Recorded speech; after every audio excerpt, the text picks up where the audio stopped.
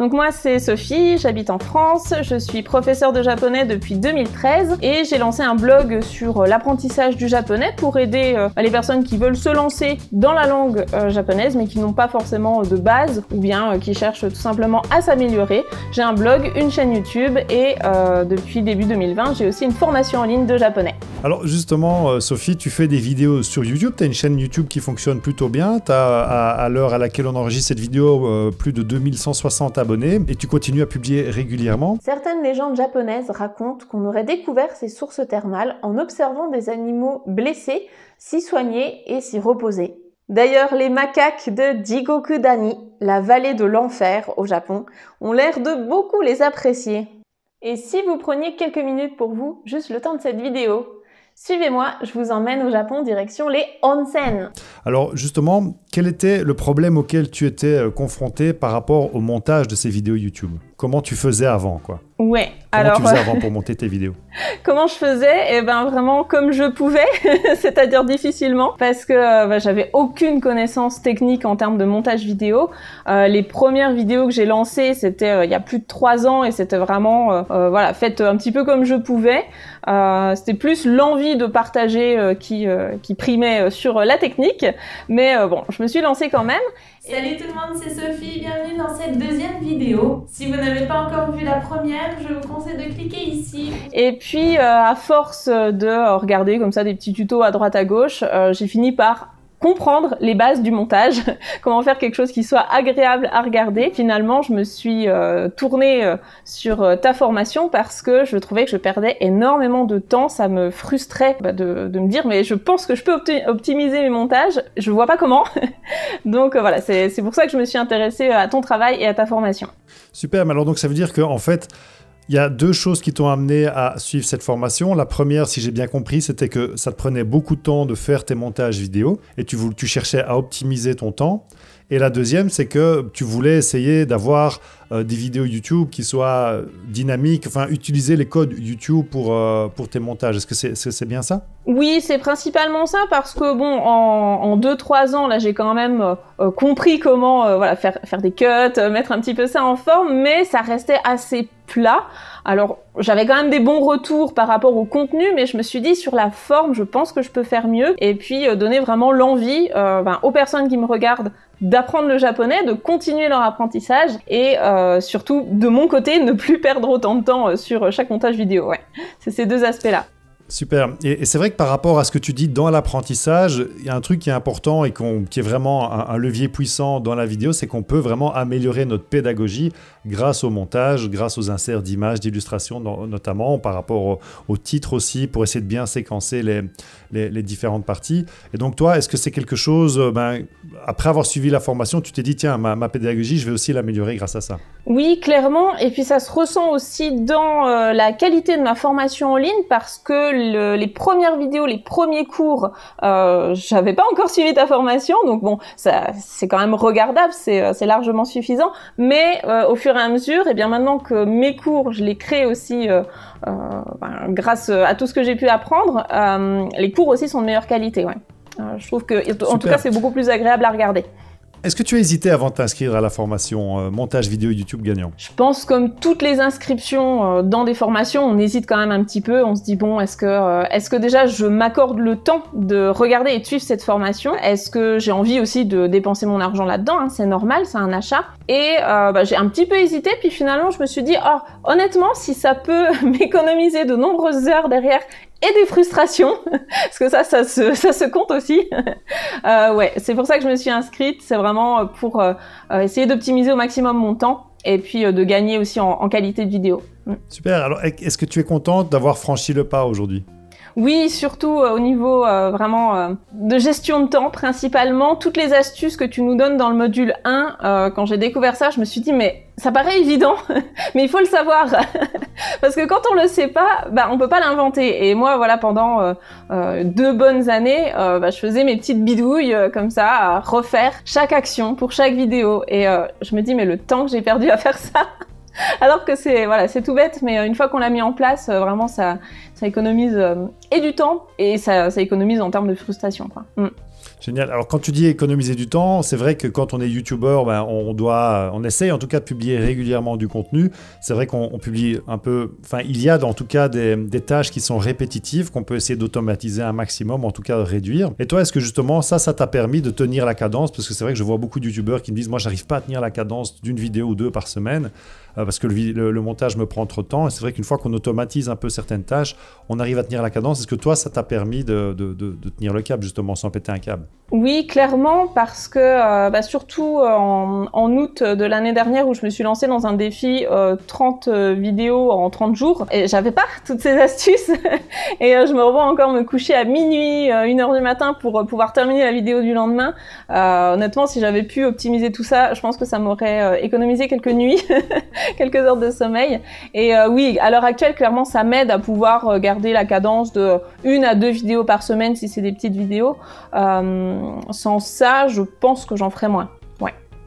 Est-ce que tu connais l'impact de tes durées moyennes de visionnage? Parce que c'est quelque chose que j'explique vraiment dans la formation, c'est qu'en fait, en faisant du montage dynamique, on améliore non seulement le côté pédagogique. Déjà, on est fier de ces vidéos quand on les sort parce qu'elles sont jolies. On améliore le côté pédagogique en mettant des images d'illustration, des titres, etc.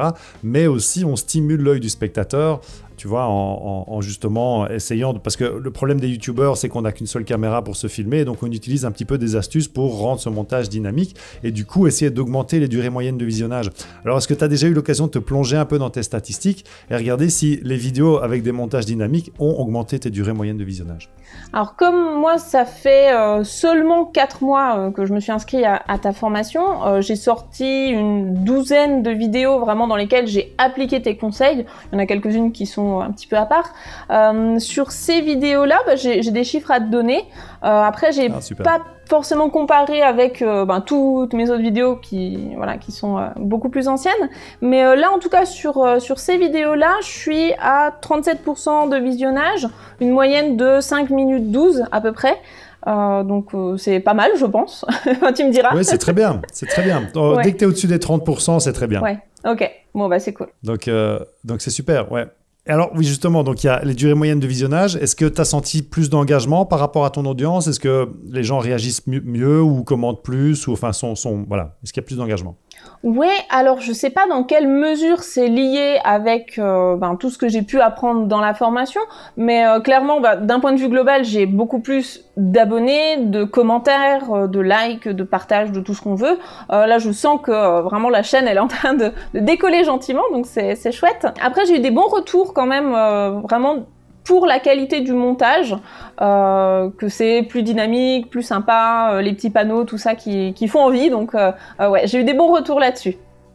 Et puis, j'ai vu aussi que pour certaines introductions, tu fais ce qu'on appelle du jump cut, donc c'est-à-dire tu vas faire des déplacements dans le cadre, tu vas commencer à un endroit, puis tu vas avancer, reculer, etc. Et donc ça, c'est vrai que ça marche bien, donc ouais, le rendu est assez dynamique. Alors attends, j'avais encore une petite question ou deux pour toi. Quels sont selon toi les points forts de cette formation? Je pense que pour une personne déjà qui n'a aucune connaissance ou très peu de connaissances en termes de logiciel de montage, qui est un petit peu perdu, je pense que ça peut aider si on se base quand même sur le même logiciel que toi, ce qui n'est pas mon cas. Moi, j'utilise un autre logiciel. Donc en termes de technique, ça apporte quand même des connaissances. Et puis en termes vraiment de décrypter les codes, savoir comment se placer, comment utiliser tout ce qui est zoom, travelling, etc. Vraiment, ça apporte du plus. Et puis, pour des personnes comme moi qui savaient déjà quand même monter des vidéos, je savais faire des cuts, ce genre de choses, ça m'a appris à optimiser toutes les actions que je pouvais faire, voilà, m'organiser aussi, hein. On n'a pas parlé de l'organisation pure dans le logiciel et puis dans tes dossiers. C'est vrai qu'avant, quand je compare mes dossiers de vidéos avant et après, maintenant je m'y retrouve. Si je retrouve l'image que j'ai utilisée dans tel truc, je sais où elle est. Alors que tu me demandes de retrouver une image d'une vidéo d'il y a 1 an, je sais même pas si je l'ai encore.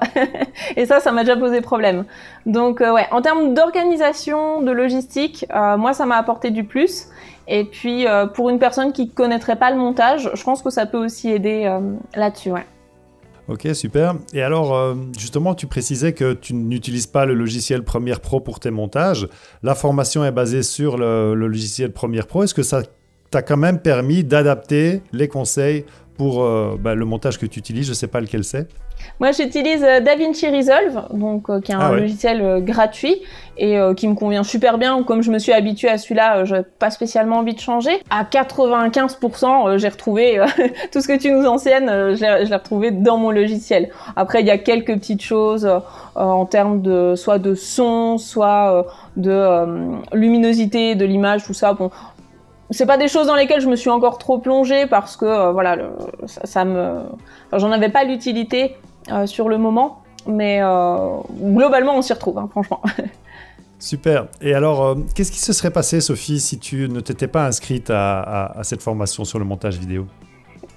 Je pense que je serais encore en train de galérer à rechercher toutes mes images, tous mes titres, tous mes machins. Et puis, qu'est-ce qui se serait passé? En fait, la première chose que j'ai mise en pratique dès que je me suis lancée dans le module 1, j'ai même pas attendu la fin de la formation, je me suis lancée dès le module 1 à créer mon générique. Parce que j'avais un générique avant, qui était fait avec les moyens du bord, on va dire. Et là, j'ai vraiment récupéré les infos. Je me suis inspirée aussi de ton générique, mais d'autres aussi, d'autres génériques que je trouvais sympas sur YouTube. Et juste en faisant ça, je me suis retrouvée avec un générique qui a de la gueule. J'étais super contente de le sortir et j'avais envie de le mettre tout de suite dans plein de vidéos. Donc voilà, si j'avais pas suivi ta formation, je pense que je serais encore en train de perdre du temps et j'aurais pas un générique qui me satisferait entièrement. Mes vidéos seraient probablement plus plates, comme avant en fait. Hein. Super, alors qu'est-ce que tu dirais à quelqu'un qui hésite à suivre la formation? Eh ben, de se lancer si vous avez vraiment envie d'optimiser et votre temps et d'améliorer la qualité des vidéos, de se démarquer aussi un petit peu des autres parce qu'il n'y a pas besoin, enfin moi je filme tout avec mon téléphone, il n'y a pas besoin d'avoir un matériel. Il n'y a pas besoin d'avoir un matériel de folie. Vraiment, maintenant, n'importe qui peut faire des vidéos sur YouTube. Il suffit juste d'avoir les bonnes infos, les bonnes techniques, de connaître quand même les codes. Et puis après, il faut se lancer. Merci. Alors, est-ce que tu as peut-être le mot de la fin pour toi, Sophie? Le mot de la fin, déjà merci pour tes conseils, pour ta formation, même pour les conseils que tu partages sur ta chaîne, hein, qui me sont toujours utiles avant et après la formation. Je m'en sers encore beaucoup. Et puis j'espère que mes vidéos pourront aider beaucoup de débutants à se lancer dans le japonais et puis à faire découvrir la culture japonaise. Super, merci beaucoup Sophie. Merci à toi. À bientôt. Hein. À bientôt. Matane.